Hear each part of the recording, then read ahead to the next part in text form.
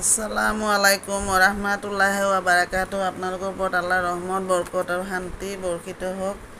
আউযু বিল্লাহি মিনাশ শাইতানিৰ ৰাজিম। বিসমিল্লাহিৰ ৰাহমানিৰ ৰাহিম। খেদা খোৱা শয়তানৰ প্ৰচলনিৰ পৰা আল্লাহ তুমি আমাক ৰক্ষা কৰা। পৰম কৰুণাময় পৰম দয়ালু আল্লাহ তাআলাৰ নামত আৰম্ভ কৰা। আজি সূৰা আজ-জাৰিয়া অৰ্থ বিক্ষেপকাৰী বতাহ সূৰাটোৰ 21 নম্বৰ আয়াতৰ পৰা 25 নম্বৰ আয়াতলৈকে পঢ়ি শুনাব খুজিছোঁ। আশা কৰোঁ আপোনালোকে শুনি অশেষ সৱাব অৰ্জন কৰিব পাৰিব।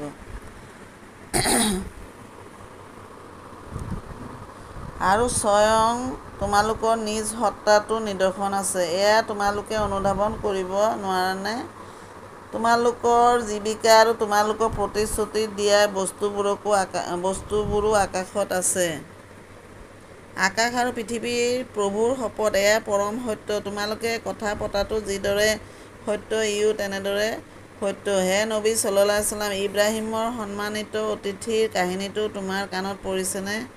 25 নম্বৰ। যেতিয়া তেওঁলোক তেওঁৰ ওচৰত উপস্থিত হৈ ক'লে, আপোনাৰ প্ৰতি শান্তি বৰ্ষণ হওক, তেওঁ উত্তৰ দিলে, আপোনালোকৰ প্ৰতিও শান্তি বৰ্ষণ হওক। মনতে ভাবিলে, এওঁলোকচোন অচিনাকি মানুহ যেন লাগিছে। সমাপ্ত।